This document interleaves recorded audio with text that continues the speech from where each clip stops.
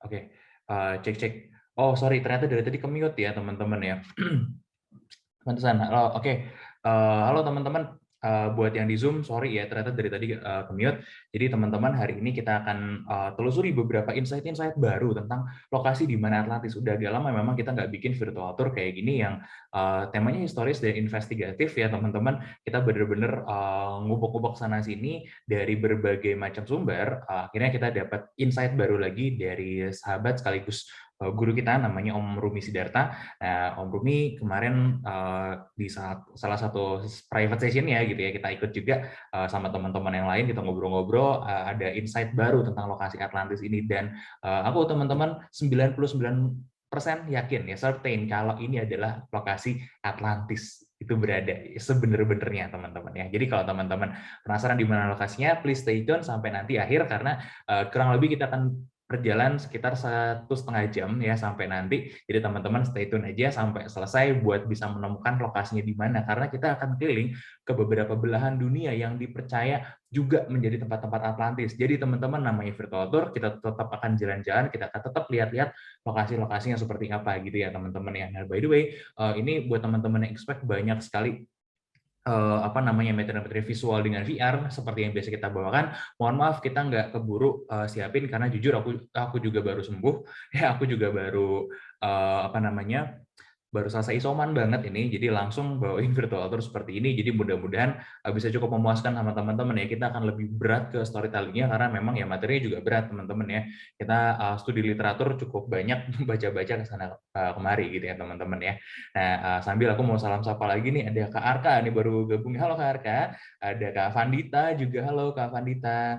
Apa kabar? Ya, mudah-mudahan bisa enjoy ya hari ini ya, teman-teman ya. Dan ini sedikit iklan juga nih, terutama buat teman-teman yang di Zoom. Teman-teman, kita juga lagi ada ini ya, project berkaitan dengan metaverse buat memetakan banyak tempat dengan menggunakan VR. Detailnya seperti apa, teman-teman bisa scan QR code-nya dan baca-baca di halaman kitabisa.com punya kita. Nanti kita akan sharing-sharingkan seperti apa di sana ya, komplitnya, teman-teman. Intinya kalau teman-teman penasaran sama termasuk nih lokasi Atlantis ini, kita sebenarnya bisa aja buat petakan di VR gitu, tapi ya kita butuh sponsorship, teman-teman ya. Ini adalah salah satu cara teman-teman membantu kita dalam sponsorship-nya gitu ya, teman-teman ya. Nah, oke, kita harus mulai semua cerita Atlantis ini dari satu sumber orang yang namanya Plato. Nah, ini kurang lebih gambaran mukanya ya, ini patungnya. Plato itu, teman-teman, adalah seorang filsuf Yunani kuno yang hidup di sekitar abad 5-4 sebelum Masehi, gitu ya, teman-teman ya. Nah, ini dicatat ya timeline-nya, karena waktu Plato nulis ini, konon bertahun-tahun sebelum masa hidupnya dia dengar ada sebuah peradaban tingkat tinggi yang pernah ada, gitu ya. Nah, peradaban ini disebut sebagai Atlantis oleh Plato. Kenapa disebut Atlantis? Nanti sebentar lagi kita akan sebut ya.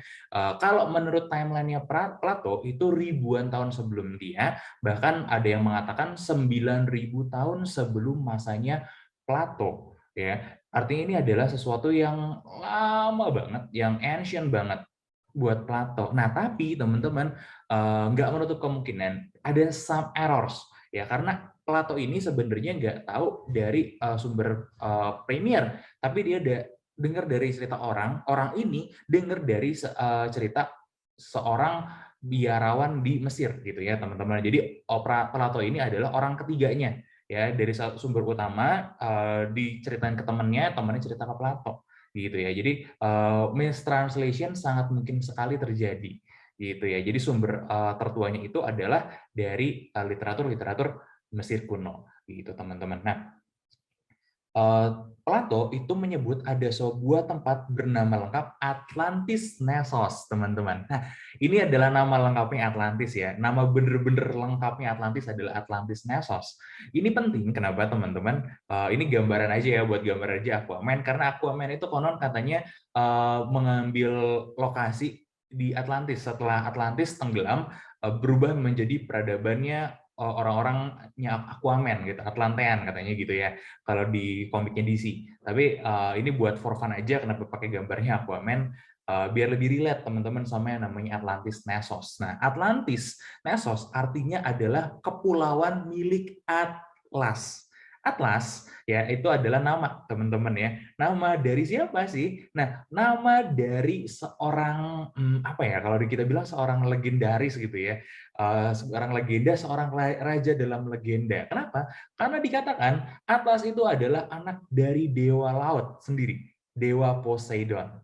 Gitu teman-teman. Jadi jangan ketukar sama Atlas raksasa yang memanggul bumi, itu beda ya teman-teman, beda Atlas ya. Mungkin kebetulan namanya aja sama. Yang jelas teman-teman dikatakan kalau Poseidon itu punya banyak anak, beberapa anak kembar, dan anak yang paling tuanya itu adalah Atlas namanya.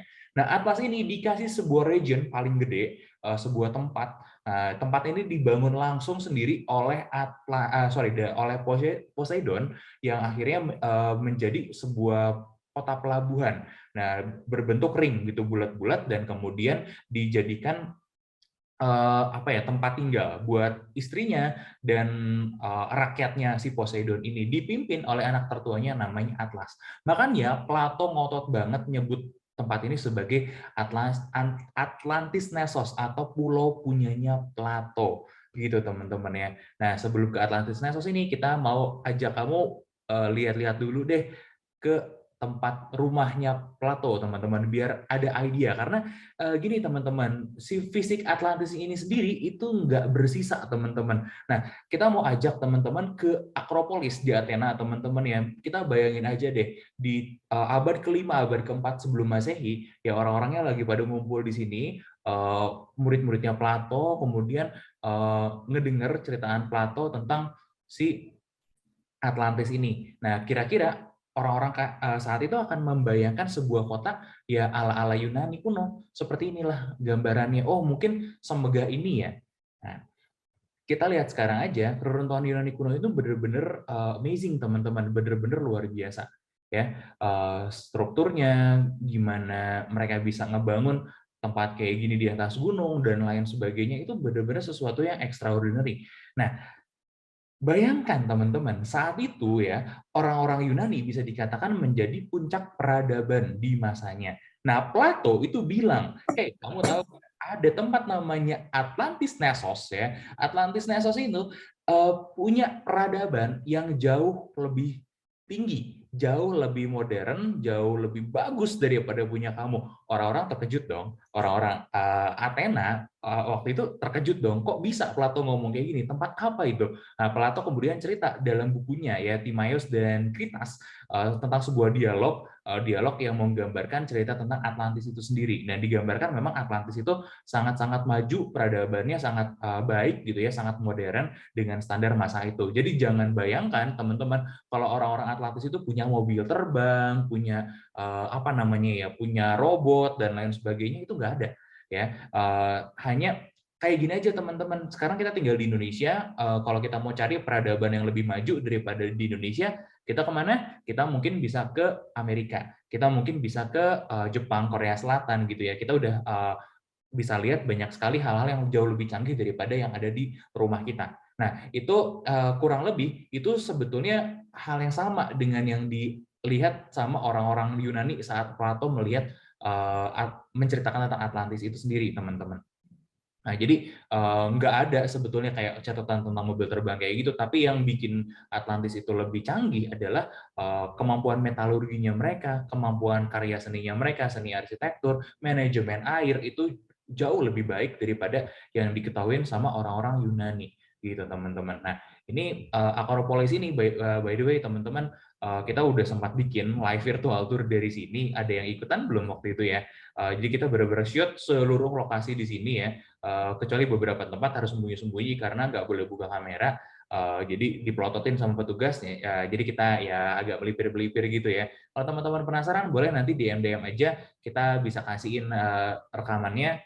Nanti tanya-tanya aja infonya ya teman-teman ya. Karena kalau kita bahas ini secara menyeluruh bakal sangat panjang sekali ya. Kita harus mengalokasikan satu waktu sendiri lah ya buat bahas apa namanya, buat bahas Yunani ini teman-teman. Tapi tenang, kita masih ada di Yunani nanti ya, karena kita masih bahas cerita tentang ini. Kita akan bahas cerita tentang Timaeus. Nah, ini adalah kutipan dari Timaeus, masih dalam bahasa Latin. Ya, ini kutipan cerita tentang Atlantis. Kita nggak akan nyuruh teman-teman baca bahasa Latin karena kita udah ini ya, udah kasih semua ininya ya, kurang lebih gambarannya lah ya. Nah, kurang lebih ini adalah ciri-ciri dari Atlantis itu sendiri. Atlantis itu bentuknya lingkaran, teman-teman. Jadi ada 3 lingkaran. Masing-masing lingkarannya ini dikelilingin air. Ya, jadi Atlantis itu kota pelabuhan. Kota pelabuhannya bentuknya lingkaran. Lingkarannya ada 3 lingkaran. Kemudian masing-masing lingkaran itu dalam dan luarnya itu ada air. Kecuali bagian lingkaran paling dalam, gitu ya. Dan ini dikelilingin sama gunung-gunung. Kemudian ada kanal-kanal yang nyambung sama laut. Ini penting nih dicatat nih teman-teman ya. Gitu. Nah, terus semua jalan-jalan menuju kota itu dijaga sama gerbang-gerbang dan apa namanya, tower, menara-menara ya, menara-menara, tembok-tembok ya, dan tembok-temboknya ini diwarnain, dilapisin lagi sama batu-batu warna merah, putih dan hitam, gitu ya teman-teman. Nah, ini di cover lagi, batu-batu ini di cover lagi, diberikan cover dari beras. Beras itu kuningan ya, apa ya namanya ya, ada ya, beras kuningan ya kalau nggak salah ya. Kalau ada yang tahu boleh bantu-bantu kasih tahu kita ya. Terus tin itu timah. Kemudian ada orichalcum. Orichalcum itu adalah sebuah logam berwarna kuning kemerahan. Jadi katanya orichalcum itu seperti menyala-nyala api, gitu ya teman-teman ya. Itu dikelilingin sama tembok-temboknya seperti itu. Nah, kemudian berdasarkan masih tulisan Plato lagi, 9.000 tahun sebelum masanya Plato ada sebuah Great War, teman-teman ya, yang terjadi di luar pilar-pilar Hercules. Dan antara orang-orang yang tinggal di luar pilar Hercules dan orang-orang yang tinggal di dalam pilar Hercules. Nah, orang-orang di dalam pilar Hercules ini siapa, teman-teman? Jadi pilar Hercules ini, teman-teman, ini adalah tempat nyata yang masih ada sampai sekarang. Nah, sekarang namanya berubah, teman-teman. Pilar Hercules ini disebut sebagai Selat Gibraltar atau Selat Jabal Torik, ya. Iya, teman-teman. Ini adalah perbatasan antara benua Afrika gitu ya dengan benua, sorry, ini mouse-nya kok nggak kelihatan ya. Oke, ini adalah perbatasan antara benua Afrika dengan benua Eropa. Yang sebelah kiri adalah benua Afrika, sebelah kanan adalah benua Eropa. Nah, pilar Hercules ini, teman-teman, untuk lebih detailnya lagi kita harus ngezoom ini. Karena di sini di ujung-ujung terdekat tiap benuanya itu masing-masing ada gunung. Nah, di ujung Afrika itu ada sebuah gunung yang disebut sebagai Jabal Musa, ya, Mount of Moses. Dan di sisi ininya, teman-teman, di sisi Eropanya ada sebuah gunung namanya Jabal Torik, teman-teman. Nah, Jabal Torik atau Mountain of Torik itu diambil dari nama Torik bin Ziyad, orang Afrika yang pertama kali nyebrang ke Eropa untuk menaklukkan Andalusia. Gitu, teman-teman. Buat teman-teman yang udah pernah ikutan cerita kita tentang Andalusia, pasti tahu banget siapa ini ya, Torik bin Ziyad. Nah, Jabal Torik atau Gibraltar ini adalah tempat landingnya pasukan Torik bin Ziyad. Nah, itu sekarang kemudian dikenal sebagai Gibraltar Strait atau Selat Gibraltar di sini. Nah, pilar Hercules adalah tempat ini, teman-teman. Kanan dan kirinya adalah gunung ini, dan tempat yang disebut sebagai di luar pilar Hercules adalah di sini, lepas dari Selat Gibraltar menuju Samudra Atlantik, ya. Dan di dalam pilar Hercules adalah Laut Mediterania.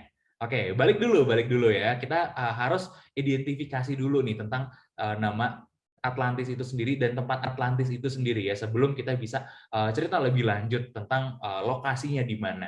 Nah, ceritanya orang-orang di dalam sini, di dalam apa namanya ya, di dalam Laut Mediterania ini itu berperang sama orang-orang dari luar Selat Gibraltar ini, dan kemudian dikalahkan, dan orang-orang di dalam sini itu dijadikan budak gitu ya, dijadikan budak. Jadi satu yang kita harus note, orang-orang Atlantis ini ternyata adalah orang-orang yang agresor, sangat agresif, senang membuat koloni, ya, senang menjajah.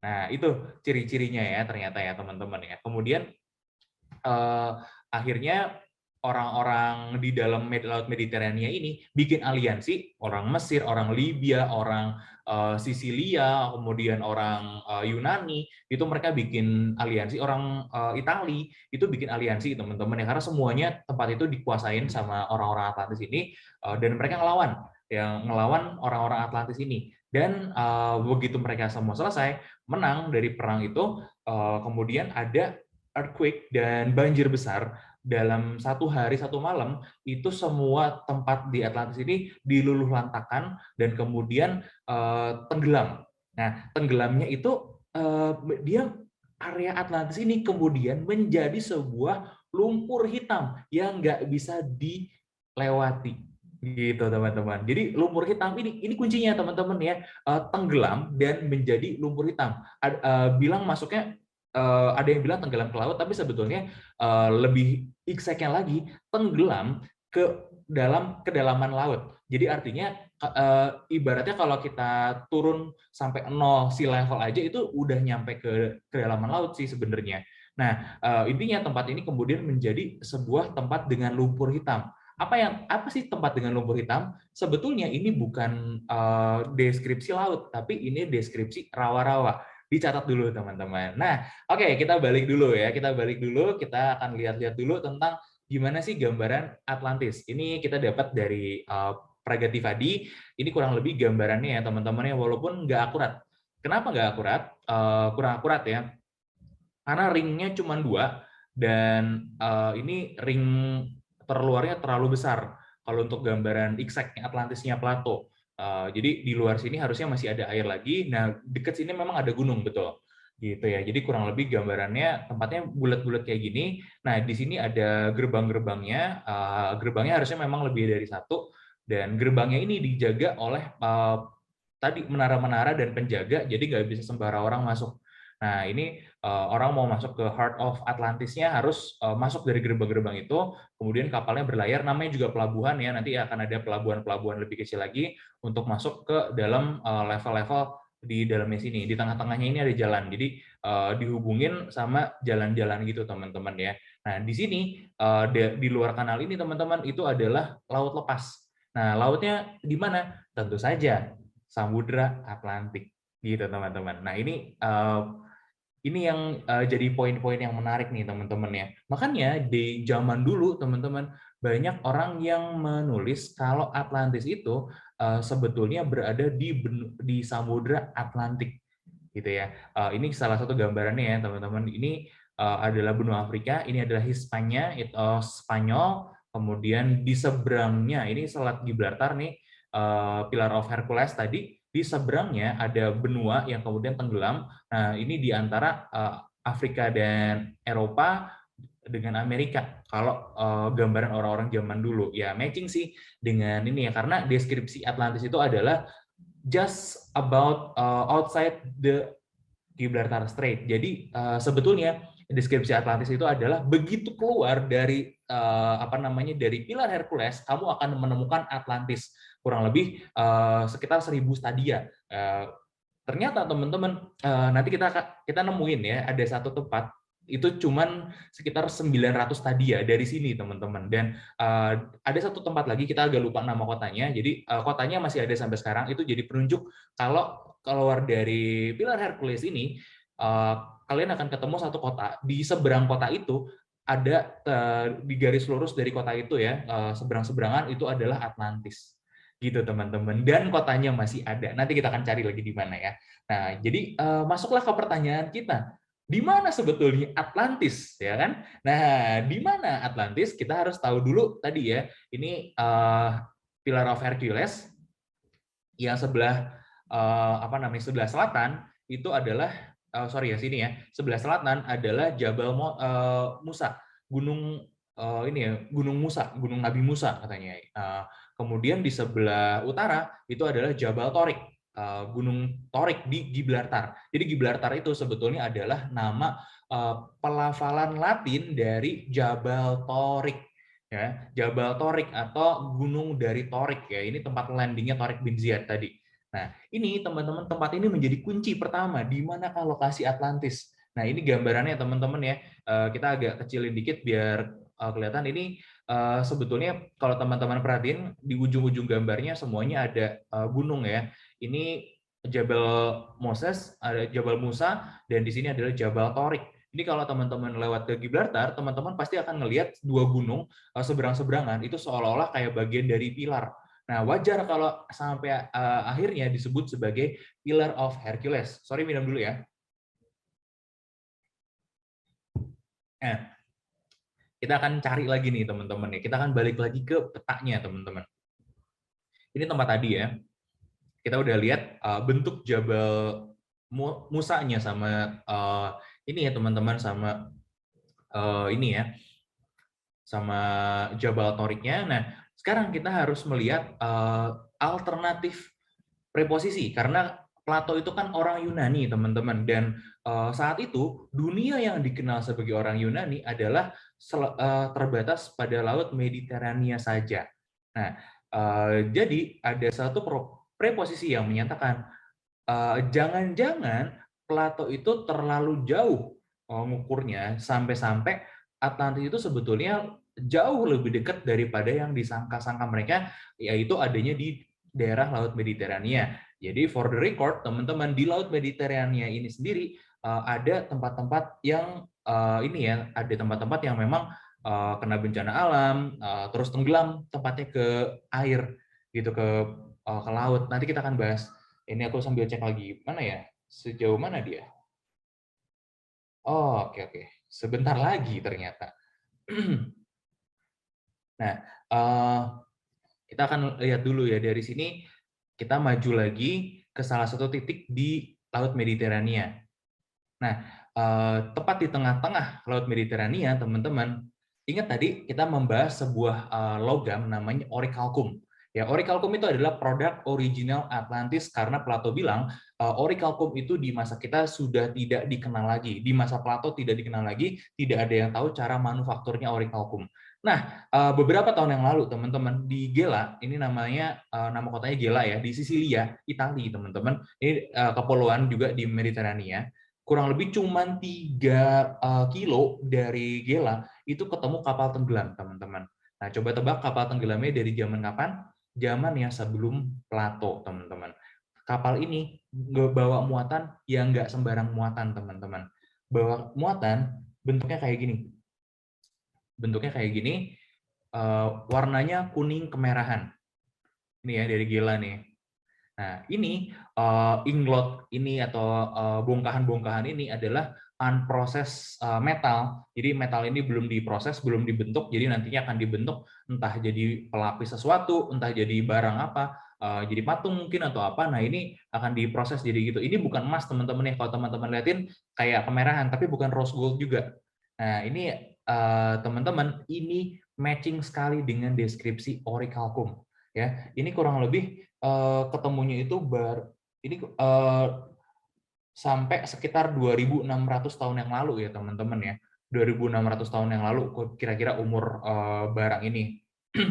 Dan si kapalnya sendiri itu berumurnya kurang lebih sekitar abad 6 sebelum Masehi gitu teman-teman ya. Nah, Plato sendiri tadi hidup di abad ke-5 abad ke-4 Masehi ya. Gitu teman-teman ya. Dan ini dikatakan barang ini asalnya ini kemungkinan lagi ditransport dari sebuah tempat di Asia Minor atau Asia ya, menuju ke tempat lain yang ada di semenanjung Iberia atau ini ya, di Selat Gibraltar itu tadi, atau sebaliknya. Jadi barang ini lagi ditransport antara dua arah itu aja. Di tengah-tengah di Sisilia ini tenggelam. Nah, ini ketemunya banyak, teman-teman. Inglotnya itu ada puluhan. Nah, ini teman-teman ketemu sama beberapa barang-barang kebudayaan seperti ada vas, ada botol parfum, ada botol minyak gitu ya. Nah, ini kurang lebih teman-teman begitu diteliti ternyata orichalcum ini itu terdiri dari copper, copper tuh apa sih, tembaga ya, tembaga dan zinc ya. Ini sorry, ini campurannya kalau nggak salah ini adalah tembaga, zinc dan besi alloy. Dan zaman dulu bikin tembaga itu sebenarnya ada beberapa jenis campuran, tapi campuran ini nggak common, nggak umum gitu digunakan teman-teman ya. Nah, Aurichalcum sendiri itu kurang lebih asli namanya adalah Mountain Cooper, ya, tembaga gunung. Nah, teman-teman, Atlantis itu punya 3 tambang, teman-teman. Di tempat Atlantis berada, mereka punya satu gunung yang ada tambang emasnya, ada tambang perak, dan ada tambang orichalcum. Gitu, teman-teman. Menarik ya? Nah, nanti kita coba lihat satu tempat yang punya tiga-tiganya sekaligus. Di mana itu ada teman-teman tempatnya ya. Nah, kita iklan dulu teman-teman ya. Buat teman-teman yang mau support kita, boleh nanti di ini ya, teman-teman di support kasih apa namanya apresiasinya atas tour ini, pay as you wish teman-teman ke rekening kita yang akan dikasih juga follow up oleh Kak Adit sendiri. Nanti teman-teman sebelum lanjut lagi ya, kita mau coba pindah lagi nih ke masih tempatnya di Mediterania teman-teman ya. Ini disebut-sebut sebagai kandidat terkuat kalau Plato melakukan sebuah error. Jadi dia salah menyebutkan kalau apa namanya ya, kalau Atlantis itu tidak berada di luar pilar Hercules, tapi ada di dalam ini sendiri, di dalam apa namanya ya, di dalam Laut Mediterania. Nah, ada satu kandidat terkuat untuk menjadi Atlantis. Namanya adalah Santorini. Teman-teman ada yang pernah tahu? Ada yang pernah ke sini? Yuk kita jalan-jalan ke Santorini, teman-teman ya. Nah, aku mau coba lihat dulu di sini masih ada nggak? Oh, nggak ada. Nah, Santorini ini sendiri teman-teman, lihat deh, pulaunya bolong, teman-teman. Kenapa? Karena beberapa ribu tahun yang lalu ada sebuah ada sebuah erupsi Gunung Minoan. Gunung Minoan ini erupsinya saking dahsyatnya itu menghancurkan pulau ini. Jadi ini teman-teman, pulau ini sama ini dan yang di tengah ini dulunya satu pulau. Nah, di tengah-tengah ini ada gunung, teman-teman. Gunungnya meletus sampai-sampai menenggelamkan sebagian besar dari Pulau Santorini ini sendiri, teman-teman ya. Dan dulunya di gunung sini itu ada peradaban juga, teman-teman. Dan peradabannya itu begitu gunungnya meletus ikut tenggelam ke laut. Persis ya sama cerita Atlantis ya, teman-teman. Dan peradaban ini juga merupakan kota pelabuhan gitu. 1.600 tahun sebelum Masehi ya. Jadi kurang lebih 3.600 tahun sebelum Masehi. Dan ngomong-ngomong teman-teman, ini meletusnya Gunung Minoan apa namanya Minoan ini itu juga ikut menghapus salah satu peradaban yang kita sebut sebagai peradaban Kreta ya. Itu tenggelam juga tuh gara-gara ini. Jadi di Laut Mediterania sendiri memang sudah pernah ada apa namanya peradaban tenggelam seperti itu. Nah, buat bonus nih buat teman-teman, yuk kita telusurin dulu. Ini tempat yang dianggap apa ya namanya ya, merupakan tempat paling mungkin sebagai Atlantis yang benar-benar udah ke wipe out banget teman-teman. Peradabannya habis bis blas. Nah, tunggu bentar ya.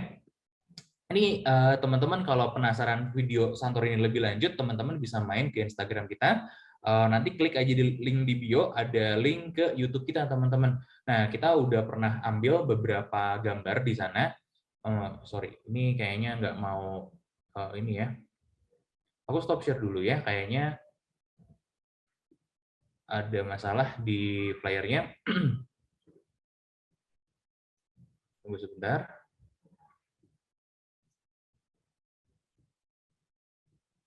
Oke, kita harus close dulu nih, sayang banget ya. Oke, sudah. Reopen lagi sebentar ya.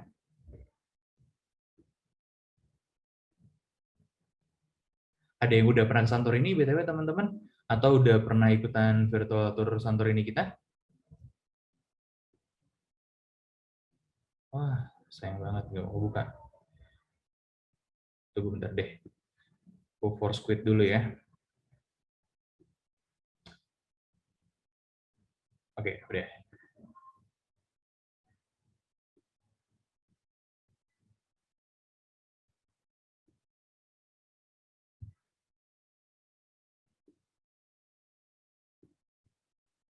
Ya, kadang-kadang gitu ya, kalau nggak di close dulu suka agak error.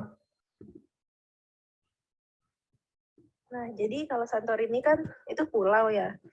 Terus terdiri sorry ya, ini ada dari, suara tim kita. pokoknya banyak kota-kota untuk berkunjungnya itu Vira. Nah, kita lihat dulu nih teman-teman. Ini kebetulan kita lagi di salah satu kota namanya Tira. Tira ini kota apa ya? Kota utamanya ya. Nah, di seberang situ teman-teman, ini adalah laut yang muncul dari tenggelamnya daratan Minoan ini teman-teman. Jadi membentuk kaldera. Kaldera itu kawah letusan gunung dan saking dahsyatnya teman-teman sampai hilang nih. Kebayang ini segede ini yang hilang teman-teman. Cukup untuk melenyapkan satu kota aja kayak Atlantis. Dan waktu erupsi yang terjadi teman-teman, ini menyebabkan beberapa daerah di Mediterania sampai Afrika itu tertutup abu kayak Krakatau waktu meletus. Jadi mereka ketemu hari-hari tanpa matahari saking banyaknya abu vulkanik yang dilontarkan dan itu bertahun-tahun.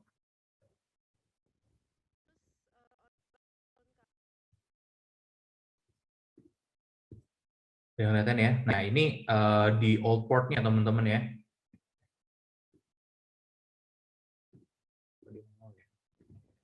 Next aja coba ya.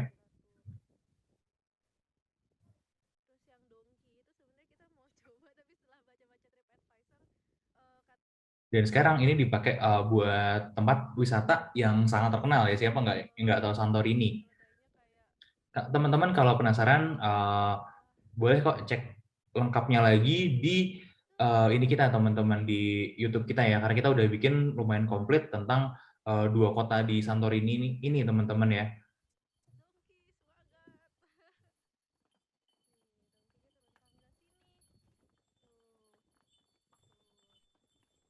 Ini salah satu transportasinya juga. Nah, ini pemandangan sunsetnya yang cakep banget nih dari Santorini. Apa-apa deh ya, teman-teman sambil nikmatin aja. Kalau ini masih error lagi, nggak nih kayaknya. Udah lumayan aman ya. Ini ada benteng di Santorini, teman-teman ya. Benteng ini pemandangannya langsung ke Laut Mediterania kayak gini. Ya nggak heran sih sebenarnya, poin kita yang nggak heran sih sebenarnya kalau orang percaya ini adalah bagian dari Atlantis gitu karena saking indahnya. Cuman nggak ada jejak peradaban yang super canggih di sini teman-teman. Sayangnya itu miss-nya di situ. Ya misalnya ada dua poin, satu peradaban yang sangat canggih itu, dan yang kedua adalah letaknya di dalam Pillar of Hercules, gitu teman-teman. Nah ini kalau masih error ini kayaknya kita skip aja ya teman-teman ya.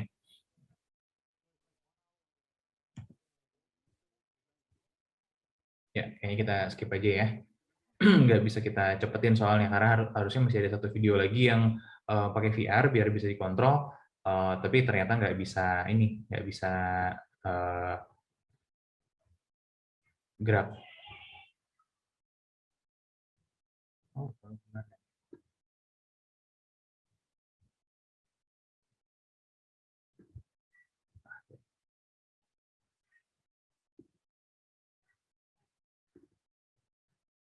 Oke, ini agak loading dulu nih teman-teman.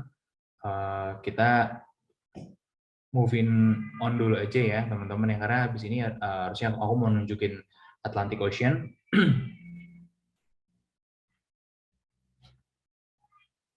Apa ya nggak overheat padahal ya?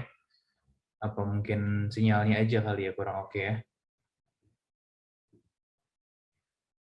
Mungkin pengaruh dari si playernya tadi ya.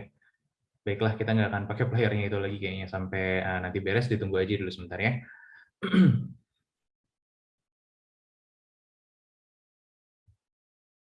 Sambil nunggu deh, kita mau coba bukain tempat yang lain, teman-teman.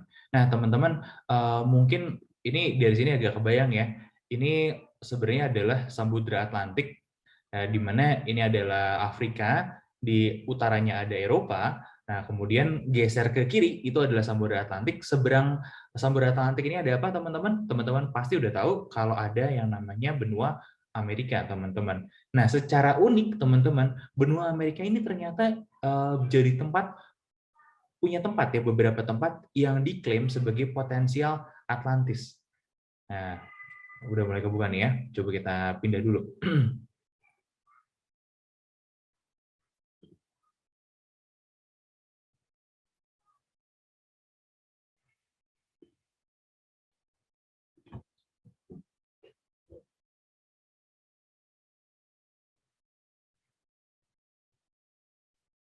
Agak loadingnya lama ya, teman-teman ya. Mudah-mudahan ini ya. Nah, teman-teman mungkin ada yang tahu peradaban suku Maya.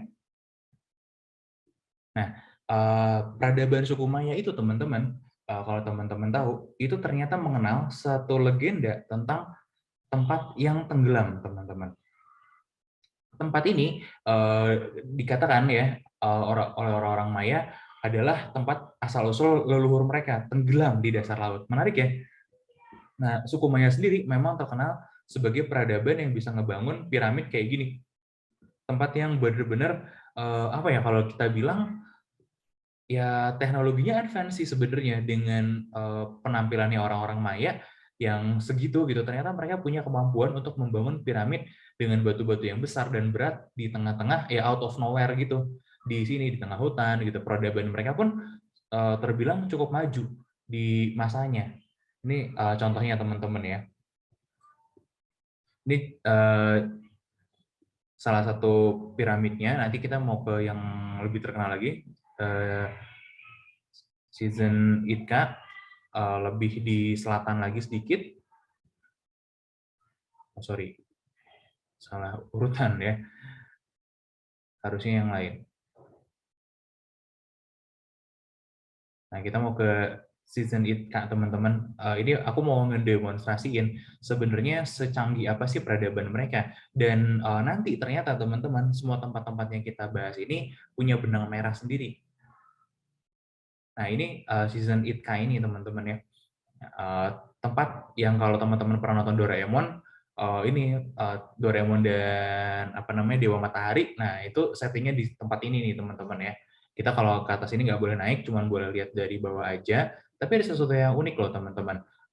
Meskipun suku Maya kelihatannya agak primitif, ternyata mereka punya sebuah teknologi untuk memanfaatkan gaung dan cahaya. Kayak gini, teman-teman. Jadi intinya kalau teman-teman tepuk tangan di sini, ya suaranya di atas itu akan berubah menjadi seperti suara burung Quetzalcoatl. This is a simple echo. Actually, it's very simple to explain.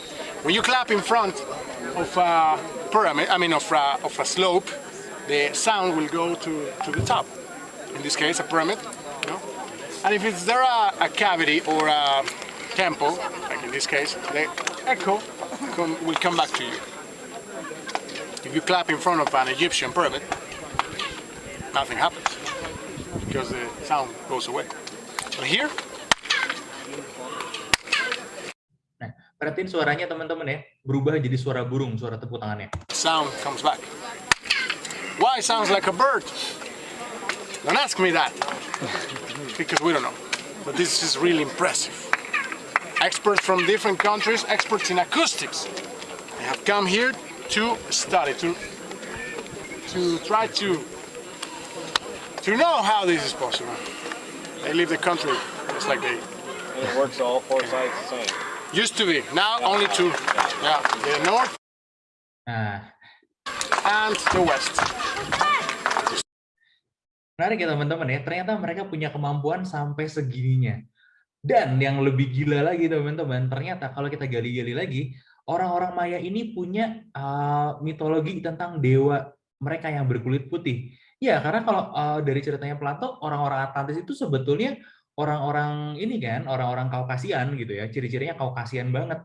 Nah, mereka punya dewa yang berkulit putih. Makanya waktu orang-orang Spanyol datang, dikiranya dewa mereka yang datang. Jadi mereka nggak ngelawan, orang-orang Maya ini nggak ngelawan. Gitu. Dan salah satu dewa terkenalnya itu namanya Quetzalcoatl, itu dipercaya sebagai seorang yang berkulit putih. Cirinya Kaukasian banget, teman-teman. Nah, ada satu yang menarik teman-teman untuk teori dewa-dewi ini, karena gini teman-teman, di masa lalu banyak sekali orang-orang biasa gitu ya, orang-orang ya maksudnya manusia biasa, tapi seorang besar seperti raja atau pahlawan kemudian diangkat statusnya menjadi dewa. Ya, atau leluhur diangkat statusnya sebagai dewa oleh orang-orang yang datang setelahnya, oleh sanak keturunannya mereka jauh-jauh di bawah. Nah, bisa jadi nggak sih teman-teman, sebetulnya orang-orang Atlantis adalah leluhur mereka, kemudian mereka, ini teori wild-nya ya, teori gilanya teman-teman ya, mereka beranak pinak di sini, bergabung dengan suku asal dan membentuk suku Maya, membentuk peradaban baru di sini, transfer teknologi yang mereka bawa dari Atlantis dulu. Makanya mereka bisa bangun bangunan seperti itu. Nah, yang lebih cocok lagi nih teman-teman, tahu nggak kalau ternyata Maya itu punya ini ya, punya cerita tentang kota tenggelam, dan kota tenggelamnya beneran ada teman-teman di danau gitu teman-teman. Itu salah satu yang gilanya ya gitu teman-teman ya, yang uniknya. Nah, itu intermezzo aja sedikit ya, karena yang mau kita lihatin lagi masih di Amerika teman-teman. Ini salah satu penemuan terbaru ya. Penemuannya baru tahun 2000-an ini. Kalau di sini itu di Bimini ya, Bimini itu di Bahama. Bahama itu lepas pantai dari Florida. Ini Florida sebelah kiri ya. Ini Bimini. Jadi Florida, Bahama, dan satu titik lagi di utara itu membentuk sebuah segitiga. Namanya adalah segitiga Bermuda teman-teman ya. Jadi Bimini ini ada di area segitiga Bermuda, itu diketemukan teman-teman ada sebuah structure yang unik di dalam lautnya ya. Strukturnya itu kayak gimana bentuknya? Strukturnya itu bentuknya kayak bekas-bekas bangunan dan jalan di era purba dulu. Kurang lebih kayak gini. Jadi kalau teman-teman penasaran, teman-teman searching aja namanya Bimini Road. Ya, ini orang-orang peneliti itu bilang ini bentuknya adalah bentuk dari alami ya, sesuatu yang alami. Tapi teman-teman banyak yang masih percaya kalau ini sisa-sisa dari peradaban di masa lalu yang tenggelam juga. Makanya banyak orang yang menyelam ke sini buat memastikan apakah benar ini Atlantis atau bukan. Nah, ini adalah propose location yang lain ya teman-teman ya, masih di Amerika juga. Jadi yang bilang Atlantis di segitiga Bermuda itu biasanya teorinya dikuatkan oleh penemuan Bimini Road ini teman-teman. Nah, kemudian masih di Amerika juga teman-teman, tapi nggak di segitiga Bermudanya, ini di tempat yang lain di Hawaii teman-teman, namanya Papahanaumokuakea National Monument. Itu ketemu lagi teman-teman, ada sebuah structure itu mirip banget sama jalanan zaman dulu yang dari bata-bata gitu ya, jalan-jalan Romawi gitu ya teman-teman ya. Nah, itu di bawah air. Gila kan? Ya, ini ketemunya di Hawaii teman-teman ya. Makanya ada teori lain, ini masih baru 2018, ketemunya 2018 2019, pokoknya nggak jauh sebelum pandemi ya. Ketemu juga ini, makanya ditengarai, oh apa jangan-jangan kita salah juga nih kalau ternyata mereka adanya di sini ya, di sini, karena ini semua teman-teman, semua bagian benua Amerika tadi itu semuanya terletak di luar pilar Hercules. Ya, itu yang bikin banyak penggemar teori Atlantis ini percaya, oh jangan-jangan ini adalah alternatif lokasi yang lain gitu teman-teman ya. Nah, kemudian lokasi yang lainnya di mana lagi sih? Banyak, sebenarnya banyak teman-teman. Ada lagi yang pinpoint kalau selain di lokasi-lokasi ini, kita lihatnya jauh aja sekalian deh di Asia katanya, karena kan kalau orang Eropa saat itu mau berlayar keluar ya teman-teman ya, mereka harus keluar dari Selat Gibraltar itu teman-teman, makanya jadi sangat wild sekali asumsinya. Salah satu asumsi yang paling terkenal adalah tempat namanya Kumari Kandam. Nah, Kumari Kandam ini adalah legenda India tentang sebuah benua yang tenggelam. Jadi kalau teman-teman lihat di daerah sini ya, daerah sini itu dikatakan sama orang-orang India, dulunya ada benuanya namanya Kumari Kandam. Kumari Kandam ini kemudian tenggelam. Nah, sekarang Kumari Kandam ini masih lestari jadi nama desa kecil doang di India gitu. Nah, itu kalau kata orang-orang India. Jadi orang-orang India sendiri percaya kalau Kumari Kandam itu adalah Atlantis yang hilang. Nah, tapi teman-teman ada yang lain lagi namanya Profesor Arisio Santos itu punya argumen yang lain. Stop dulu katanya. Kalau Atlantis itu mau di Asia, ada satu tempat lagi yang lebih visible menurut dia. Kenapa? Karena satu, lebih dekat dengan garis khatulistiwa. Karena Atlantis itu katanya subur dan iklimnya tropis, teman-teman ya. Jadi lebih dekat lagi sebetulnya dengan daerah sini, daerah Sundaland. Kenapa aku nggak nyebut Indonesia? Karena ya zaman dulu belum ada Indonesia. Tapi zaman dulu, teman-teman, ada daratan namanya Sundaland. Ini daratan ini besar sekali, benar-benar besar sekali, teman-teman ya. Mulai dari sini Teluk Thailand, kemudian Selat Malaka, Kepulauan Riau sampai Laut Jawa, itu semuanya dulu adalah dataran. Ya, kemudian di satu titik di zaman es, begitu esnya pada mencair, dataran ini tenggelam ke bawah laut. Akhirnya membentuk pulau-pulau yang terpisah di Indonesia. Gitu. Ini sebutannya adalah Sundaland dan ini adalah argumennya Prof. Arisio Santos, dan ini nggak ngayal, dia memang bikin penelitian yang cukup banyak menunjukkan kalau ciri-ciri fisiknya Atlantis seperti kaya akan emas dan lain sebagainya itu cocok sekali dengan ciri-ciri Indonesia. Teman-teman kalau penasaran sama tulisannya bisa cari bukunya, judulnya Atlantis ada di Indonesia, teman-teman cari aja deh, itu bukunya lumayan terkenal.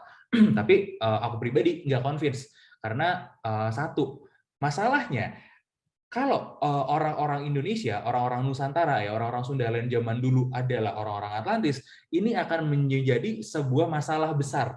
Artinya gini teman-teman, orang-orang Atlantis itu adalah orang-orang agresor dan mereka agresinya itu luar biasa jauh, teman-teman. Yang diagresi itu adalah Italia, Yunani, ya, Mesir, kemudian Maroko, Libya, semuanya ada di Mediterania, teman-teman. Kalau orang-orang di sini, ya orang-orang di sini mau menaklukkan Mediterania, artinya mereka harus nyebrang samudra, ya nyebrang samudra lewat samudra Hindia, ngelewatin Laut Arab, kemudian masuk lagi ke ini ke teluk sini ya, negara apa namanya teluk Arab sini baru masuk ke Mediterania. Ini pun mentok karena dulu nggak ada ini ya, karena dulu nggak ada apa namanya nggak ada kanal apa sih ini agak lupa aku yang di Mesir, kalau bisa bantuin tolong dong. Nah ini harus muterin dulu Afrika. Memang teman-teman, memang ada catatan kalau orang-orang Nusantara itu adalah pelaut handal yang sudah bisa sampai ke Afrika. Jadi teman-teman, nenek moyangku seorang pelaut itu bener banget, dan kita punya nenek moyang itu sangat-sangat jago sekali pelayarannya. Dan Atlantis memang orang-orang bahari, ya orang-orang pelayar yang sangat jauh sekali. Tapi itu jadi pertanyaan, ngapain bawa armada besar-besaran buat naklukin tempat yang waktu itu mereka aja belum tentu tahu kalau itu ada gitu. Dan sekaya-kayanya orang-orang Mediterania di sini kayaknya nggak perlu deh, karena semua kebutuhannya orang-orang Nusantara itu sudah bisa dipenuhin oleh tanahnya sendiri di dalam lokasinya, maksudnya di dalam Nusantara. Ya Nusantara tuh nggak kekurangan apapun, mau butuh kayu gaharu punya, mau butuh bercocok tanam punya, mau berburu ada, mau cari apa lagi kapur barus mereka punya, mau cari emas ada. Anything, semua yang dibutuhin itu ada, teman-teman. Jadi bahasa Nusantara itu nggak butuh buat mengagresi ke sana kemari, teman-teman. Nggak ada ceritanya. Baru ceritanya Majapahit yang agresor, teman-teman. Atau yang agresor biasanya dari utara, ya, dari apa namanya, dari Mongol, dari China, baru mereka bangsa-bangsa agresornya, gitu. Nah, sedangkan orang Indonesia, orang Nusantara itu bukan orang-orang agresor, karena mereka ngerasa kami sudah cukup dengan apa yang kami punya di sini, jadi kami tidak perlu menyerang orang-orang lain lagi. Itu error fatal dari teorinya kalau menurut aku. Nah, ini teman-teman, teorinya menjanjikan, tapi ini juga bukan, ya. Karena itu teman-teman, kita harus mencari satu tempat dulu nih. Nah, kita harus baca satu teori lagi untuk menyocokkan, teman-teman ya, menyocokkan suatu tempat, satu teori lagi dari penulis yang lain, teman-teman. Ini zamannya agak beda sedikit sama Plato, tapi memang masih masih orang Mediterania juga. Namanya Diodori Sicily. Jadi dia Diodorus Sicilius, dia adalah orang Sisilia. Sisilia itu Italia tadi ya. Nah, dia dikatakan adalah salah satu sejarawan prehistori yang cukup sejarawan historis yang cukup detail untuk era-era prehistorik. Jadi era-era sebelum ini ya Masehi itu dia cukup komplit sekali di sini. Nah, untuk menemukan Atlantis, teman-teman, kita harus mencari satu bangsa lagi. Jadi ada satu clue, teman-teman, ya tentang Atlantis. Atlantis itu dulu pernah berperang. Selain tadi clue-nya berperang dengan bangsa yang ada di Mediterania, mereka ternyata pernah berperang dengan suku Amazon. Ya, suku Amazon ini, teman-teman. Oke, Kak Marshall. Oke, Kak Marshall, apa kabar nih? Kak Marshall punya pertanyaan menarik nih. Jangan-jangan jika semua lokasi dihubungkan, ya semuanya jadi satu, karena bentuk benua belum seperti sekarang. Nah, iya memang zaman dulu kan benua pernah jadi satu ya, tapi itu di zaman dinosaurus, Pangea. Pangea menjadi satu, terus kemudian pisah jadi Gondwana. Gondwana itu zaman-zamannya T-Rex, zaman-zamannya apa namanya? Velociraptor itu jadi Gondwana. Nah, baru kemudian bisa pisah-pisah lagi seperti sekarang. Itu pernah memang dipikirkan, tapi pemisahan itu terlalu ancient. Jadi sebelum zamannya manusia gitu, teman-teman. Jadi kemungkinan akan di roll out tentang apa namanya, karena semua benua itu udah mulai pecah-pecah di zaman itu. Nah, tapi yang mungkin bisa kita roll in adalah kemampuan suatu bangsa yang bernavigasi jauh sekali, cukup jauh setidaknya di dunia yang known world ya, sama orang-orang zaman dulu itu, zaman Plato, Socrates, dan teman-teman yang lain ya. Nah, di zaman itu ternyata ada satu cerita tentang perang antara Amazonian dengan Atlantean. Nah, Amazonian ini ceritanya menginvasi Atlantean, teman-teman. Karena Amazonian ini adalah sebuah suku yang sangat kuat, kekuatan militernya sampai mereka meringsek ke sana kemari, punya sebuah wilayah kekuasaan dan ngeringsek ke sana kemari sampai terus ke utara. Karena teman-teman, area paling dekat dengan Amazonian ini adalah areanya Atlantis, teman-teman. Makanya akhirnya mereka bertubrukan. Jadi cerita di DC Comics, teman-teman, tentang perang Atlantean dengan Amazonian itu sebenarnya terinspirasi dari event yang ditulis di Diodorus Siculus ini, teman-teman. Nah, kita harus cari tahu nih, di mana sih tempat orang-orang Atlantean ini, teman-teman? Ada yang bisa tebak nggak di mana kira-kira? Usut punya usut, teman-teman. Ada satu budaya, satu bangsa, teman-teman, kulit putih ya, yang punya budaya mirip sekali dengan budaya Atlantean. Namanya adalah Berber. Nah, Berber itu adalah nama yang dikasih orang-orang tentang suku ini, teman-teman, karena konon katanya mereka itu adalah orang-orang yang sangat barbar, sangat brutal, sangat militan gitu ya, teman-teman ya. Nah, orang-orang Berber ini kemudian sebagian besarnya masuk Islam dan budaya mereka sedikit berubah. Kemudian orang-orang Berber inilah yang kemudian menyeberangi tadi ya, teman-teman ya, Selat Gibraltar untuk menaklukkan Andalusia. Ya, orang-orang Berber ini adalah orang-orang Tariq bin Ziyad dan semua pasukannya yang kemudian mengembangkan Andalusia. Ini adalah orang-orang Berber, teman-teman. Nah, ancestor mereka itu sebetulnya punya satu nama. Namanya, coba tebak, adalah Amazigh, teman-teman. Mirip kan sama Amazon? Amazigh, teman-teman. Dan ini masih ada sukunya sampai sekarang. Mau tahu yang lebih mind-blowing lagi, teman-teman? Orang-orang Amazigh adalah orang-orang matrilineal. Jadi zaman dulunya, teman-teman, pemimpin suku Amazigh ini adalah perempuan yang menguasai politik, yang menguasai militer, ekonomi, dan segala macam. Itu adalah para perempuannya. Laki-lakinya di mana? Laki-lakinya ngurus rumah, ngurus kegiatan domestik. Kebalik. Dan sampai sekarang, teman-teman, suku Amazigh ini masih matrilineal. Kecuali yang sudah convert jadi Islam, teman-teman. Jadi budayanya udah berubah ya, teman-teman. Tapi masih ada apa namanya, beberapa budaya matrilineal yang tersisa. Jadi kalau teman-teman penasaran, coba cari tahu aja tentang suku Amazigh ini, teman-teman. Nah, suku Amazigh ini kemudian menjadi kunci untuk lokasi selanjutnya di mana Atlantean ini, teman-teman ya. Suku Amazigh, teman-teman, itu tinggal di satu tempat yang sekarang kita kenal sebagai Maroko. Mana ya? Di sini, teman-teman, kurang lebih rumahnya. Jadi Amazigh itu tinggalnya di Afrika bagian utara, teman-teman. Di Libya, Maroko, Tunisia, ya, sebagiannya di Mali ada. Kalau di Mesir ada atau enggak, kayaknya nggak ada teman-teman. Dan ciri-ciri fisiknya sama kayak tadi kita lihat ya, perempuan yang tadi kulit putih, punya budaya tato, budaya militer ya. Di sini kurang lebih rumahnya suku Amazigh ini. Dan ini mengkonfirmasi juga teman-teman kalau Atlantis itu berada di sekitar sini. Nah kalau ini Maroko, teman-teman mungkin udah mulai bisa nebak ada satu tempat yang dekat sama Maroko. Kalau dari Maroko nyebrang laut, ada yang bisa nebak negara apa?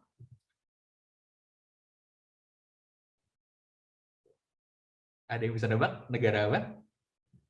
Ayo. Dari Maroko kita nyebrang laut. Sedekat-dekatnya laut dari Maroko, itu kita akan ketemu daratan apa? Dan kita nyebrangnya itu di luar sini. Ini adalah pilar Hercules ya.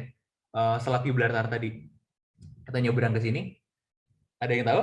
Ada yang bisa tebak? Ini clue-nya ya. Ada kota namanya Madrid sekarang. Bukan. Sebelahnya. Turun lagi ke bawah. Tetangganya Portugal. Spain. Yes. Nyebrang dari Maroko ada Spanyol, teman-teman. Di Spanyol, teman-teman, ada sebuah legenda tentang kota yang hilang. Namanya adalah Tartessos. Ya, Tartessos ini tempat legendaris di Spanyol, teman-teman. Ini tempatnya ada di selatan Sevilla. Ya, di selatan Spanyol. Jadi dulu ini menjadi bagian dari Andalusia, teman-teman ya. Ini Tartessosnya di sini ya. Kita coba pindah lagi deh, biar lebih dekat.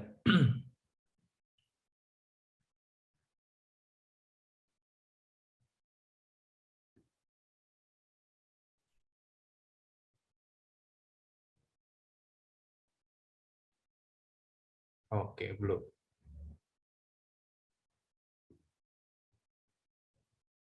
Nah, di sini teman-teman, Tartessos ini itu legendanya orang-orang Spanyol itu terletak di ujung sungai Guadalquivir atau Wadi Al-Kabir. Wadi Al-Kabir, teman-teman, atau Guadalquivir, itu di satu masa itu memang sungainya sangat besar sekali. Ultimately benar-benar luar biasa besar, teman-teman. Makanya disebutnya sebagai Wadi Al-Kabir atau di dalam bahasa Latin Guadalquivir, di lidahnya orang-orang Latin ya. Wadi Al-Kabir sendiri artinya adalah Great River, benar-benar gede banget rivernya. Sebuah sungai yang gede banget, teman-teman. Nah, sekarang teman-teman, ujung delta sungainya itu berubah menjadi Doñana National Park.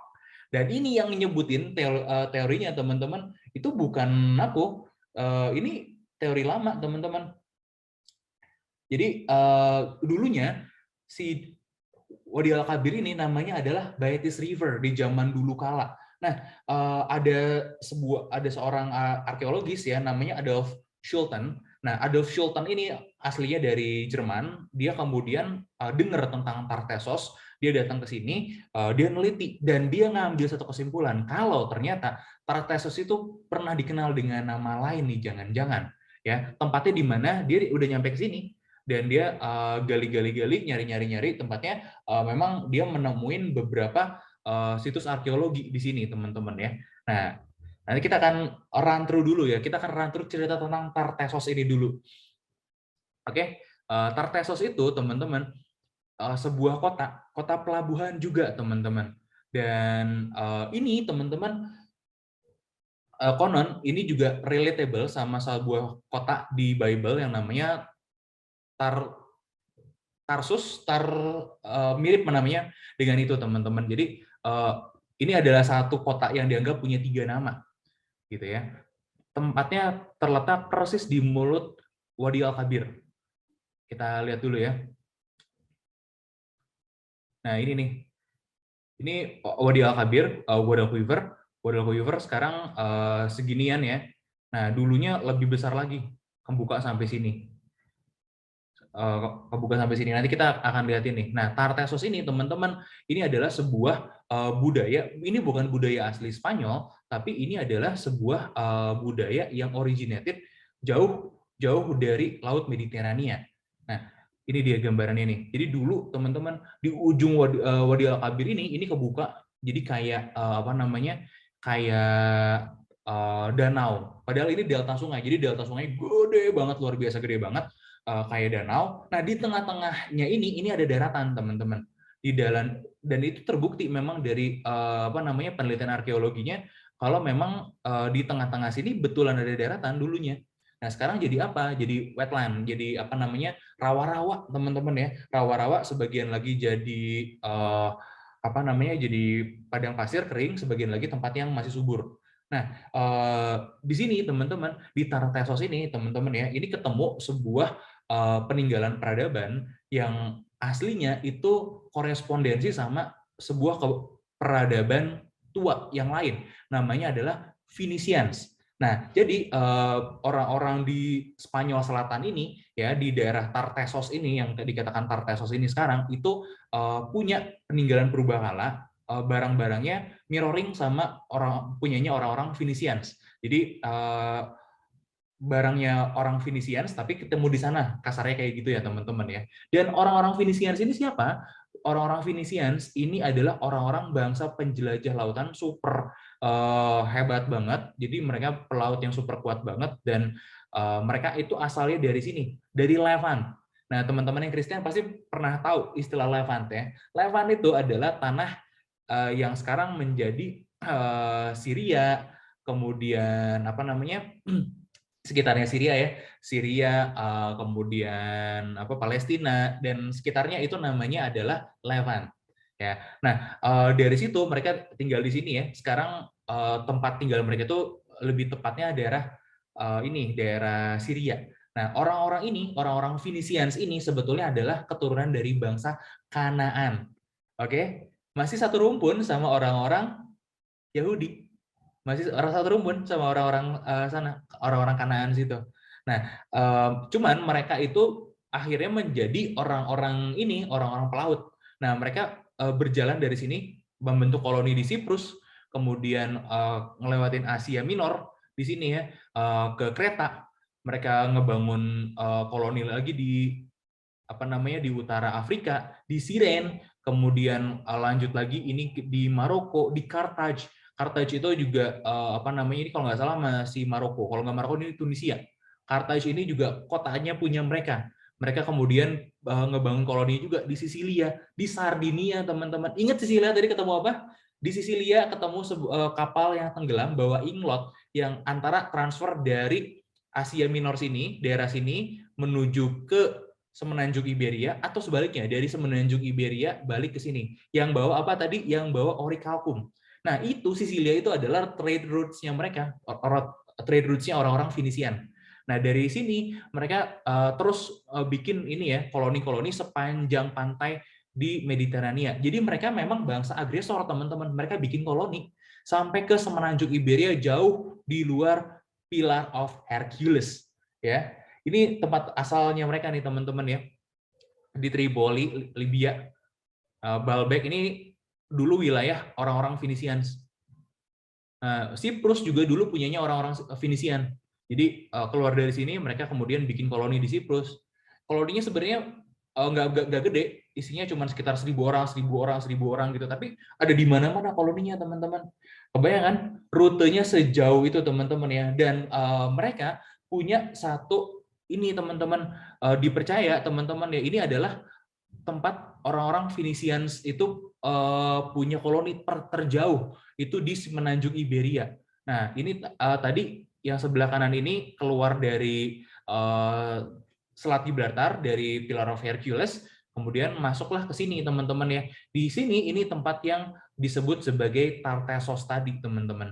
Nah, pusatnya di mana Tartessos tadi? Di sini, di Teluk Tartesian. Ya, jadi ini bentuknya kayak teluk gitu teman-teman ya, ujung Wadi Al-Kabir. Nah, sekarang tempatnya bentuknya kayak begini. Wetlands. Ya. Kita lihat juga yuk by Google Maps-nya ya. Kalau by Google Maps ya bentuknya kayak begini.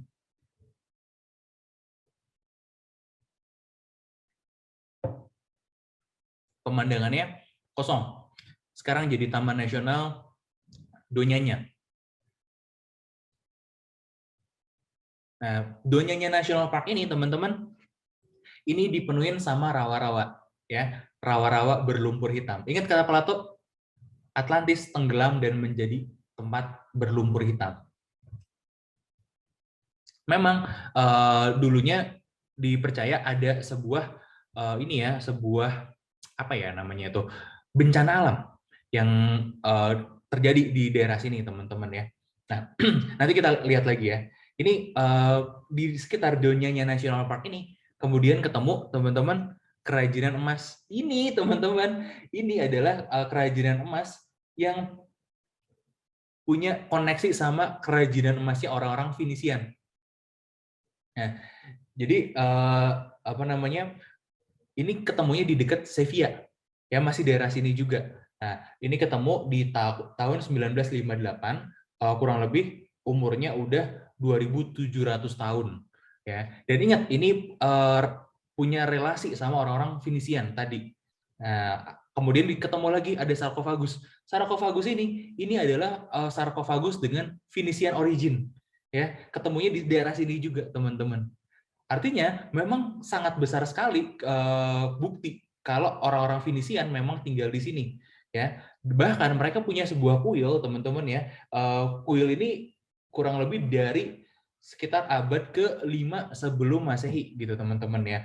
Nah, ini ada apa namanya? Si bangunan ini dibakar kemudian di-seal gitu ya, teman-teman ya. Di dalamnya ada apa namanya, kayak ritual pengorbanan gitu.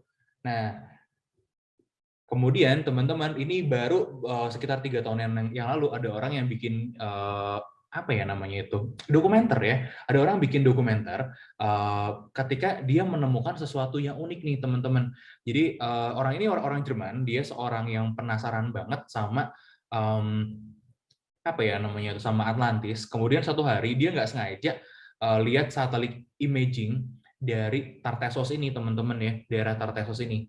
Nah, dia lihat kok kayak ada lingkaran-lingkaran di sana, dan ini ada dia tanda ini ada bangunan berbentuk kotak-kotak. Di mana, teman-teman, menurut legendanya Atlantis ada satu lagi yang jarang disebutin, tapi di tengah-tengahnya Atlantis itu ada satu kuil megah, itu digunakan untuk menyembah Poseidon, dan bentuknya kotak. Dan di sekitar kotak itu ada City Hall juga, bentuknya kurang lebih kotak juga, masih di area tengah-tengah kotak, dan itu menjadi salah satu tempat yang penting. Nah, di sini kebetulan dia ketemu ada struktur kotak-kotak di dalam lingkaran. Teman-teman lihat lingkarannya nggak? Ini imaging dari satelitnya. Nah, kemudian image satelit ini itu direproduksi lagi sama yang bikin dokumenternya. Ternyata hasil dari satelit imagery ini ketika dibikin pemisahan daratan dan lautan, bentuknya jadi kayak gini, teman-teman. 1, 2, 3 daratan, dikelilingin lautan, dikelilingin perairan, dan ada pulau-pulau kecil di sekitarnya. Dan ada satu gerbang untuk masuk ke dalam pulau-pulau kecilnya. Wow. Teman-teman ingat bentuk Atlantis? 1, 2, 3 lingkaran, ya, dikelilingin air, kemudian ada jalan masuknya di tengah-tengah. How close it is? Tempatnya menghadap Laut Atlantik. Gila kan? Dan ini, teman-teman, nanti kita akan lihatin ya tempatnya sekarang kayak gimana. Dan oh ya, nama kotanya Gadir, teman-teman ya.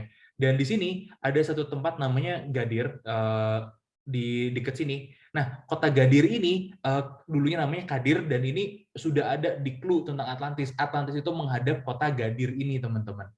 Kota Gadirnya masih ada, dan tepat di seberang kota Gadirnya itu struktur Donyanya National Park ini ketemu. Dan mereka bawa tim, teman-teman ya. Si tim ini kemudian meneliti kalau pantai di sini ya, di Donyanya National Park ini, lepas dari Donyanya National Park ini ketemu pantai, itu ada bukti kalau pernah kejadian ada tsunami luar biasa besar dan datangnya berkali-kali. Jadi bukan sekali, beberapa kali tsunami sampai ngegeser batu-batu yang bertonton ini beratnya. Itu kesimpulan mereka. Dan mereka kemudian berkeputusan, oke, kalau gitu kita harus cari di laut juga. What happened, teman-teman? Ketika mereka cari di laut, mereka nemu ada anomali, ada ada struktur tembok-tembok yang man-made, ya. Dan mereka sekali lagi foto image areanya dari atas, dan benar ada garis-garis ya yang bentuk kurang lebih bentuknya lingkaran seperti tadi. Ini gambar dalam lautnya ya, di Spanyol tadi teman-teman ya, di lepas pantai Spanyol tadi. Ini gambar di dalam airnya. Sebenarnya masih banyak teman-teman, kalau mau cari dokumenternya ada Finding Atlantis dokumenternya ya. Ini bentuknya seperti ini teman-teman. Tembok-tembok seperti man-made di bawah laut, dan ini banyak banget ya. Seperti ini. Kayak gitu teman-teman ya. Nah, nggak salah kalau akhirnya ada seorang tadi, siapa namanya itu ya, jadi lupa. Ada seorang peneliti tadi yang bilang kalau ini tuh punya nama lain dulunya Atlantis, karena teman-teman semua deskripsi tempat ini itu sangat sesuai dengan deskripsi Atlantis. Apa yang ngebedainnya? Cuman satu, timeline-nya aja. Karena menurut penelitian orang-orang sini itu ke wipe out sekitar 1 abad sebelum Plato, ya 1 abad sebelum Plato doang. Nah, ada kemungkinan teman-teman karena Plato dapatnya translasi dari orang lain, dia mendapatkan mistranslation tentang ini ya, lokasi dan ininya dan timeline-nya teman-teman ya. Nah, kita lihat dulu yuk sekarang kondisinya dari Doñana National Park ini. Located in the south of Spain, not far from Seville, lies the Doñana National Park. Bordered by the Atlantic Ocean and the estuary of the Guadalquivir River, this vast wetland is a unique mosaic of Mediterranean ecosystems made up of marshes, lagoons, scrubland, pine forests, dunes and beaches. It is a refuge for more than 4,000 different species, including the iconic Iberian eagle and the Iberian lynx, which are among the most endangered animals in Spain. Doñana is also a crucial region in Europe for migratory birds. Up to 6 million birds transit here every year before flying on to Africa for the winter. But at the end of the 1950s, this exceptional natural habitat was threatened by massive urbanization and drainage projects. 2 biologists, José Antonio Valverde and Luc Hoffmann, joined forces to save the marismas from being destroyed. In the early 1960s, when he was involved in the creation of WWF, Luc Hoffmann, future founder of the Marva Foundation, suggested that Coto Doñana be the NGO's first battle. Ini lihat dulu nih ya, ini tempatnya sekarang nih. Banyak berawa-rawa gitu teman-teman ya. WWF assists. Nah, ini. Berawa-rawa dan berlumpur. Tidak bisa dilalui kapal, seperti kata Plato. By Luc Hoffmann purchased nearly 6,800 hectares of land for the creation of the Doñana National Park. The park opened in 1969 and was listed as a UNESCO World Heritage Site in 1994. Today, Doñana is much more than just a wildlife sanctuary. The park also offers invaluable ecological services to surrounding human populations. It provides fresh water for the port, agricultural and tourism sectors, as well as for fishing and farming activities on the periphery of the site. The Doñana wetland also contributes to climate regulation by absorbing carbon and protecting the shoreline from floods and storms. Ini tadi teman-teman ya. Nggak susah buat membayangkan kalau tempat ini dulunya berbentuk seperti ini. Kemudian satu hari, satu waktu datanglah beberapa buah gelombang tsunami yang langsung wipe out seluruh teluk ini, teman-teman. Nah, setelah semuanya di wipe out, ya peradaban ini hanya menyisakan sedikit survivor. Ya. Kemudian seluruh peradaban yang tinggi di sini pastinya langsung habis disapu oleh air. Ya teman-teman mungkin ingat ya, tsunami di Aceh beberapa tahun yang lalu, begitu lulu lantaknya. 1-2 gelombang aja loh teman-teman. Ini bergelombang-gelombang tsunami-nya. Langsung nge-wipe out ya, dan kemudian menyisakan tempat ini menjadi rawa-rawa. Dan setelah beberapa ratus tahun, strukturnya berubah menjadi seperti ini, termasuk dari Wadi Al-Kabirnya berubah ya, dari sebesar ini kemudian menjadi lebih kecil lagi. Karena bencana alam itu tadi ya. Ada gempa, ingat jangan lupa ada gempa dan ada tsunami-nya juga.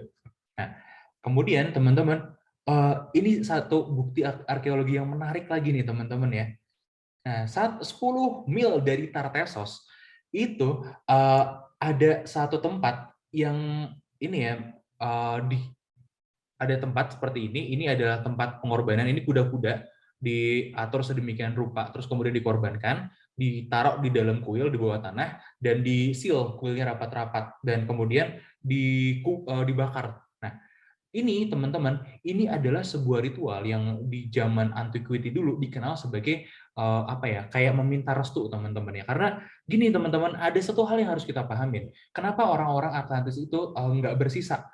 Padahal masih mungkin ada survivornya. Nah, orang-orang zaman dulu ketika satu tempat sudah dilanda bencana, mereka tidak akan pernah menempati tempat itu lagi. Mereka akan pamit sama dewa-dewa mereka, membuat sebuah persembahan, sebuah ritual, dan ritualnya itu teman-teman seperti ini, mirip ritual pengorbanan. Nanti ditaruh di dalam satu bangunan yang dibakar habis, itu seperti sebuah perpisahan istilahnya ya, perpisahan mereka dengan tempat tinggal mereka setelah meminta izin dewa-dewa. Kenapa? Karena menurut masyarakat kuno dulu, tempat yang sudah dilanda bencana alam itu artinya sudah dikutuk oleh dewa-dewa mereka.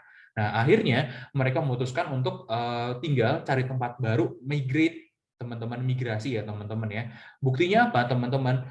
Buktinya teman-teman akan menemukan bukti-bukti arkeologis lain dari peradaban Finisian ini atau Tartessos ini teman-teman di bagian Spanyol yang lebih dalam lagi. Dan karena mereka adalah pelaut yang sangat handal sekali teman-teman. Ingat di seberang Samudra Atlantik ada benua apa? Ada benua Amerika. Gak sulit untuk membayangkan orang-orang Tartessos ini itu berlayar sampai ke benua Amerika, atau orang-orang Atlantis ini teman-teman sampai ke benua Amerika. Ingat teman-teman, mereka adalah bangsa pelaut ya. Bangsa pelaut kalau di dalam pandangan orang-orang Yunani, mereka pasti punya hubungan baik dengan Poseidon karena Poseidon yang menguasai laut tempat hidup mereka. Jadi orang-orang Yunani dulu pun sangat berpikir kalau orang-orang yang tinggal di laut itu akan menyembah Poseidon gitu ya teman-teman ya. Makanya Atlantis itu disebut-sebut sama Plato adalah domainnya, kekuasaannya dari Poseidon. Yang menguasai Atlantis adalah anaknya Poseidon, makanya disebut sebagai Atlantis ya. Tadi itu tempat tanah pulau punya anaknya, punya si Atlantis itu sendiri teman-teman. Jadi ini just a wild imagination aja. Bayangkan teman-teman, jangan-jangan Finisian itu disebut Atlantis hanya oleh Plato, sedangkan orang-orang Finisian ini sendiri menyebut diri mereka ya Finisian, dengan tempat tinggal mereka di sini adalah Tartessos teman-teman ya. Jangan-jangan memang benar teman-teman, orang-orang Finisian ini adalah orang-orang Atlantis yang tinggal di Tartessos yang disebut sebagai Plato oleh Plato sebagai orang Atlantis ini teman-teman. Karena satu, matching teman-teman, mereka agresor. Dua, mereka pernah perang sama Amazonian teman-teman. Tiga, mereka adalah pelaut dan pembangun yang ulung teman-teman.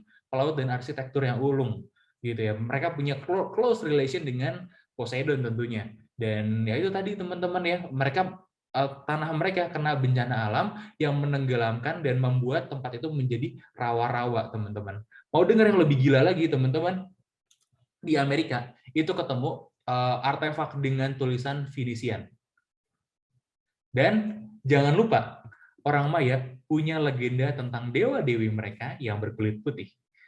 Bisa jadi, jangan-jangan survivor dari sini, dari Atlantis ini, teman-teman, dari orang-orang Tartessos ini, berlayar terus sampai ke Amerika Selatan dan membuat koloni baru, kebudayaan mereka sendiri, kemudian bercampur baur dengan orang lokal dan membentuk Maya.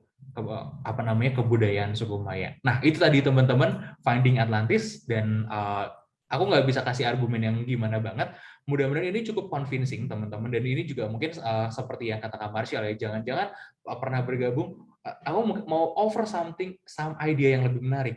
Jangan-jangan gara-gara pelayaran bangsa Finisian tadi, bangsa Finisian ini mengembangkan kebudayaan mulai dari sebelah sini teman-teman ya, dari Siprus ini, dari Asia Minor ini, yang bergabung yang berpengaruh terus sepanjang Laut Mediterania sampai ke semenanjung Iberia alias Spanyol, dan mereka membangun satu pusat kebudayaan yang lebih besar lagi yang disebut sebagai Tartessos atau yang disebut Plato sebagai Atlantis tadi, teman-teman. Kemudian mereka berlayar jauh sampai Samudra Atlantik sampai menemukan benua Amerika dan membangun kebudayaan baru bernama Maya, kebudayaan Maya. Dan orang-orang Tartessos ini, orang-orang Atlantis ini yang punya ciri-ciri kulit putih tadi, itu dianggap sebagai dewi pertama mereka, dewa-dewi pertama orang-orang Maya ini, yang kemudian dipuja-puji sebagai Quetzalcoatl, gitu teman-teman. Bisa jadi teman-teman ya, tapi jangan ambil semuanya 100% true karena ini pun teori yang masih diperdebatkan. Karena teman-teman, orang-orang banyak yang masih berpegangan kalau Atlantis itu berusia 9.000 tahun atau lebih dari zamannya Plato ya. Sedangkan aku pribadi menemukan kalau menurut aku pribadi ya, semuanya tentang Tartessos itu sudah cocok dengan deskripsi Atlantis, kecuali satu, timeline-nya aja. Dan bisa aja dari translation itu, teman-teman, itu ada mistranslation tentang timeline-nya. Karena Plato pun tidak tahu langsung cerita ini sendiri. Dan orang-orang sana, orang-orang Yunani pun sebetulnya mencatat tentang keberadaan orang-orang Pinisian ini, teman-teman.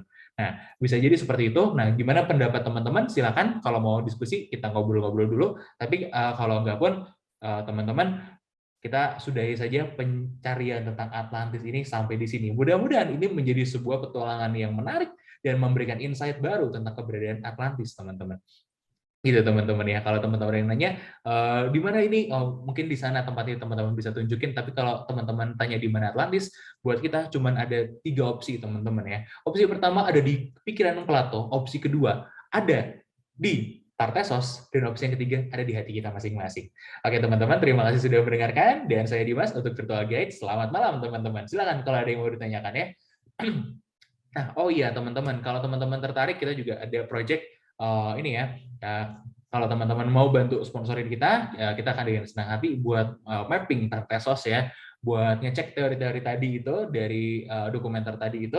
Dan teman-teman juga jangan lupa nanti teman-teman bisa sampein apresiasi turnya lewat rekening kita yang akan di-share juga sama Kak Adit ya. Semoga ada next-nya ya. Atlantisnya nggak tahu nih masih ada next-nya atau enggak, karena kalau menurut kita pribadi, ya aku pribadi ya, Atlantis adalah Tartessos itu udah cukup final ya, karena banyak juga dari teman-teman kalau mau cek dokumenternya banyak banget bukti-bukti yang cukup mendukung ya, meskipun kurang banyak gitu buktinya, tapi sekali lagi ini ya si Atlantis ini kena kena bencana yang maha dahsyat.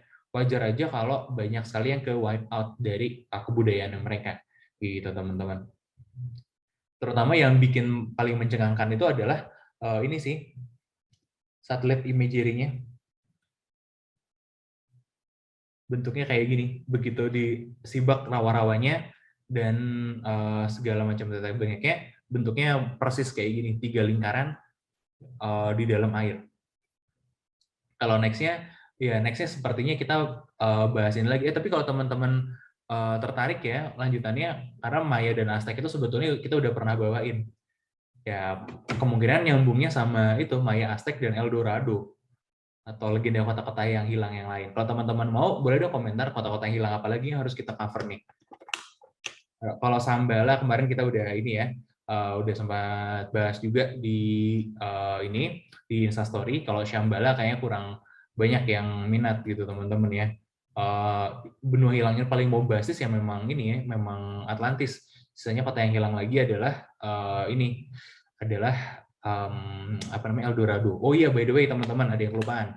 Jadi bisa jadi teman-teman, mereka itu orang-orang zaman antiquity dulu itu banyak yang miskonsepsi tentang lokasi. Dikiranya teman-teman begitu lepas dari Pillar of Hercules, mereka menemukan suatu daratan yang baru, padahal masih sama-sama di Eropa. Karena kan mereka udah muternya jauh banget.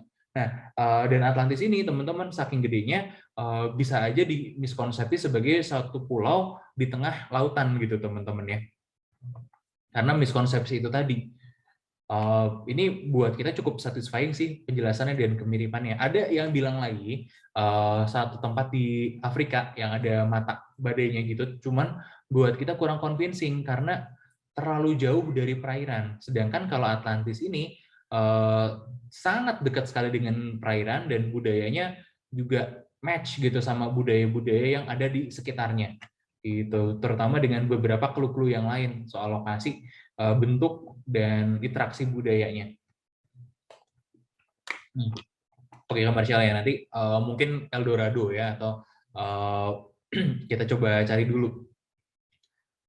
Next-nya teman-teman, kayaknya bulan Agustus nanti kita mau nge-rerun lagi something antara mungkin VOC atau Sel Indonesia. Nanti kita akan rerun antara yang itu lagi lah. Kita lihat dulu mana yang paling menarik.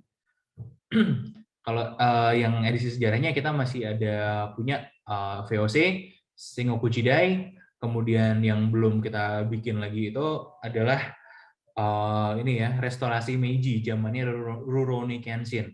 Itu lumayan menarik juga sih, kalau teman-teman tertarik boleh nanti kita bikin ya.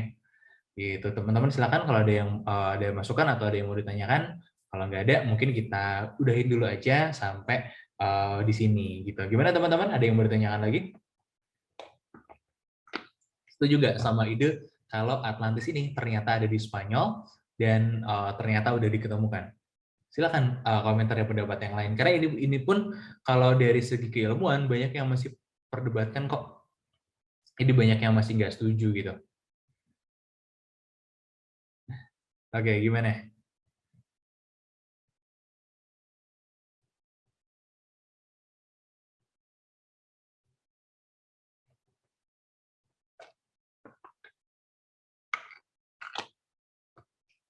Nggak ada?